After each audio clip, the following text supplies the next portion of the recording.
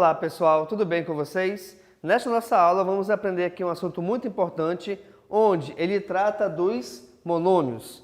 Vamos primeiramente então aqui verificar a definição de monômios. Vamos à leitura? Expressão algébrica definida apenas pela multiplicação entre o coeficiente e a parte literal.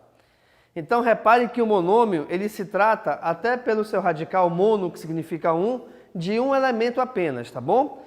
E aqui eu posso identificar pelo seguinte, eu tenho aqui no primeiro exemplo 4ab, eu tenho no segundo exemplo 10x ao quadrado. De acordo com a definição, reparem, esse monômio é representado pela multiplicação entre coeficiente e parte literal. Como eu te mostrei aqui também, reparem, nesse exemplo 4ab, o coeficiente é 4.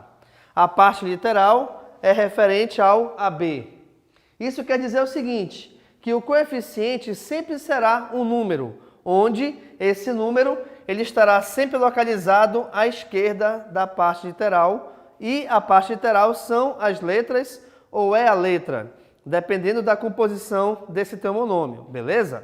Então, embora não apareça, nós sabemos que aqui, entre números e letras, sempre existirá uma multiplicação. Isso quer dizer que, havendo essa multiplicação, então, aqui trata-se de apenas um elemento.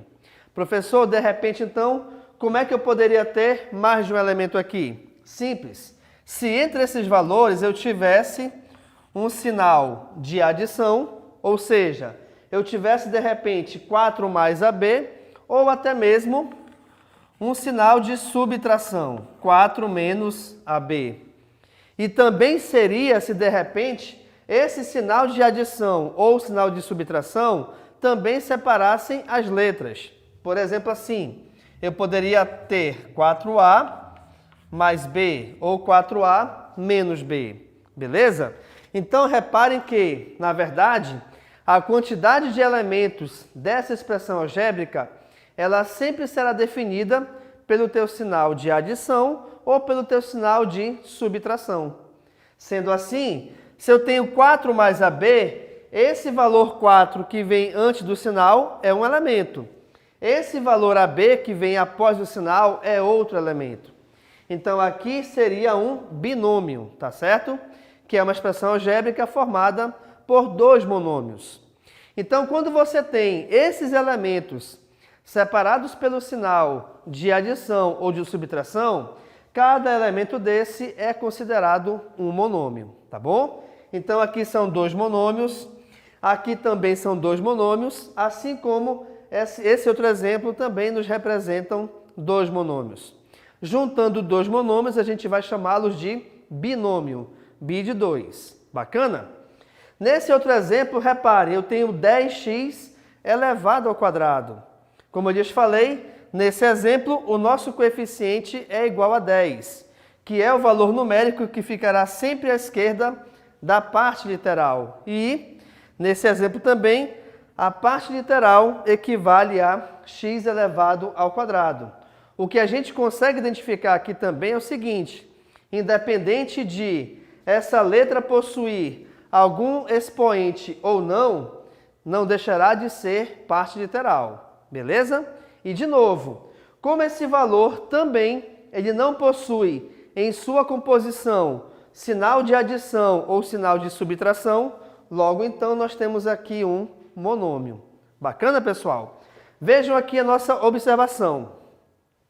Todo número real é um monômio sem parte literal, ou seja, sem a letra. O que isso quer dizer? Simples. Suponhamos que eu tenha aqui o número 5. E aí, esse número 5, a gente pode chamá-lo de monômio, assim como, de repente, também o número 7. E isso vale, essa ideia vale para qualquer valor numérico real. Sendo real, ele pode ser também negativo.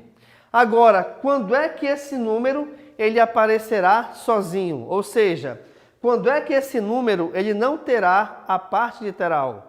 Quando, de repente, vamos supor, vou colocar aqui x e aqui y, a letra é o que menos importa aqui nesse caso, tá? Mas é quando a parte literal ela for elevada a zero. Por quê? Porque qualquer valor elevado a zero, tá? Ele sempre vale 1.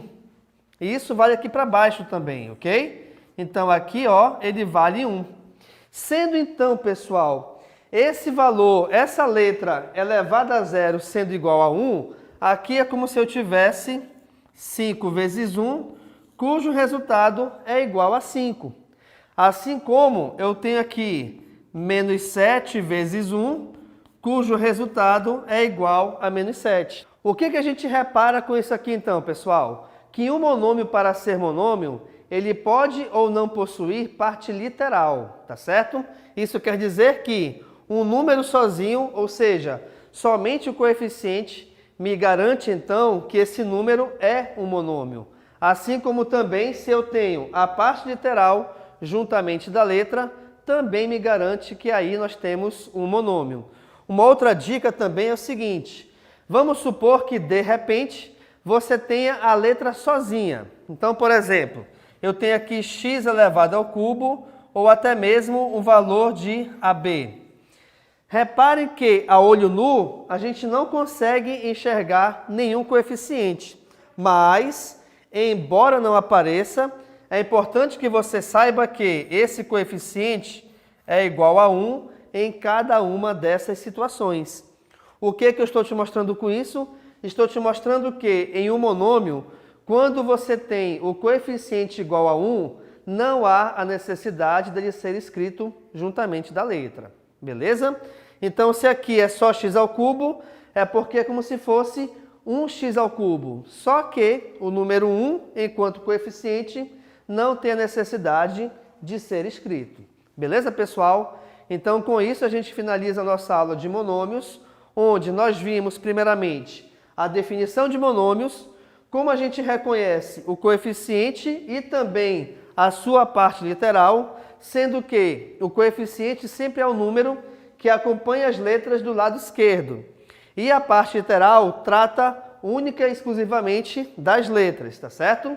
E além do mais, é fácil a gente reconhecer o monômio, pois o monômio, na sua composição, ele não possui entre ela sinais de adição ou sinais de subtração.